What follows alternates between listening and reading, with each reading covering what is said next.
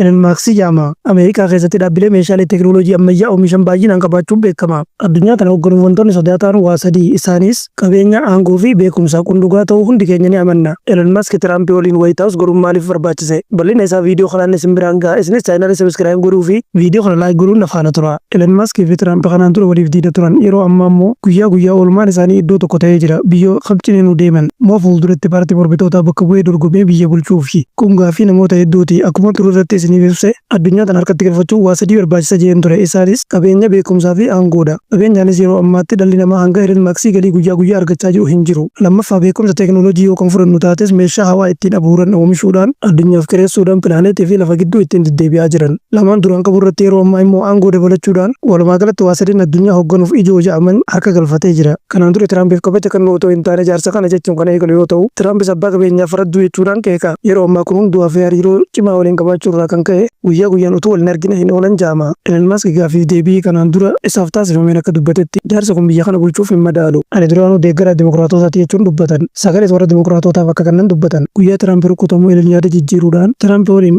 hojjannee guddannee jechuudhaan barreessee maxxanse. Itti fufuudhaanis duulana filadhaa Tiraampiif miiliyoona $45 gumaache. Guyyaa jalqaba Tiraamp White House galuudhaan sanadoota labsii seera pirezidaantii haaraa jechuudhaan qophaa'an mallatteessan irraa eegalee qabeenyi isaa dachaadhaan guddatee ja'ama. Sababni isaa seera Tiraamp kaa'e keessatti kan kaa'aman meeshaawwan alaa kana irratti taaksii dabaluu kan jedhutu jira. Daballiin qabeenya isaa kunis qabeenyaan tokkoffaa ta'uu qofa otoo hin taane kanaan dura qabeenyaan lammaffaa irra kan turee fi maqaan isaa Jeff Bezos jedhamu dachaan caaluu isaati. Kunis kan ta'uu danda'eef oomishni dhaabbilee isaa aksiyoonaan garmalee waan dabaleefi. Yeroo ammaatti dhaabbanni kalaqa teekinooloojii artificial intelligence roobootii oomishuudhaan beekamu. Yeroo ammaatti roobootii qofa otoo hin taane sammuu namaa keessatti dhaabamee tajaajila kennuu kan danda'u maayikiroochippii oomishnee gabaaf dhiyeessuuf jechuudhaan beeksisan. Haa ta'u malee gabaarraa akka ooluuf akka gurguramu hayyamni hin kennamneefi. Kana malees konkolaataa dhaabbanni isaanii oomishu Teeslaa jedhamee beekamu guutuu magaalota Ameerikaa keessatti hayyamni taaksii deddeebisa uummataan hafaa kennamu jechuun gaafatee ture. Kanas mootummaan biyyattii dhaabbata guddaa akka kan keetiitiif hayyama akkasii kennine taanaan carraa hojii namoota hedduu cufuu waan dandeessuuf hin kenninu jechuudhaan dhorkatan. Kana malees dhaabbata Starlink jedhamee beekamuu fi saatalaayitiiwwan baay'ee addunyaa irratti gaddisuudhaan neetworkii baadiyyaa hunda waliin ga'uu irratti hojjechaa jiru. Mootummaa Ameerikaa irraa dorgomaa jedhamee doolaarri hedduun kaffalamaafii ture. Kunis waggoota lamaan dura dhaabbatee ture. Elon Musk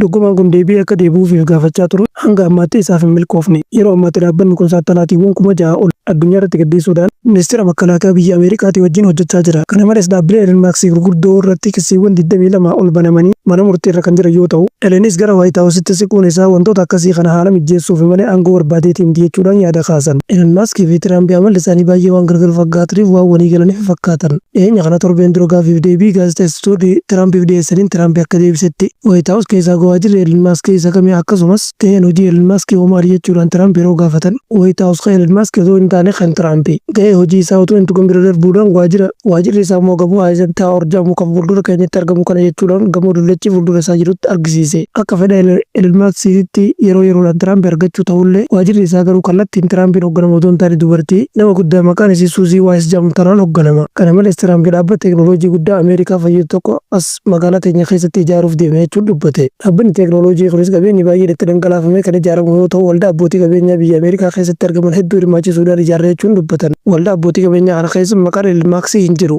Inuma abbaa qabeenyaa kan biraa Elon wajjin waldhabbii qabanii fi abbaa qabeenyaa ChatGPT keessatti argama. Ammayyuu utuu jedhamu guutuun yaadni isaanii waan wal rukute fakkaata. Kan biraatiin waa'ee baqattoota irratti Tiraamp yeroo seera haaraa baasu abbaan qabeenyaa kun garbalee deeggaraa ture jedhama. Haa ta'u malee inni ofii isaatiif waggootaan dura baqataa seeraan alaa ture. Ragaan toora miidiyaa obboleessa isaa irraa argame akka ibsutti Elon umrii isaa waggaa 17tti Dawud Afrikaa irraa ka'uudhaan firoomsa iskoolarshipii biyya alaatti barachuudhaan akka lakkoofsa Awurooppaatti bara 1992 gara Kanaadaa gale. Kanaadaa keessatti waggaa 3 erga barachaa tureen booda Ameerikaa seenee akka baratuuf carraa barumsaa argate. Kanaanis akka lakkoofsa Awurooppaatti bara 1995 gara Ameerikaatti seenuudhaan hanga bara 2002tti waraqaa seeraa utuu hin argatin hojjechaa ture. Yeroo ammaa garmalee milkaa'ee fi abbaa qabeenyaa dhaabbilee shanii teekinooloojii ammayyaa irratti hojjetan akkasumas maqaa isaa qofa otoo hin taane maqaa guutuu addunyaa waabsisan nama qabudha. Har'aaf xumureen jira. Guyyaatti har'atti viidiyoo biraa qabadan isinii kennuufaan hangasitti chaayinalii sabiskiraayib godhuu, viidiyoo iyyuu sirriitti laayik godhuu fi yaada qabaannaa koomentii naa barreessuun dagatina horaa bulaa.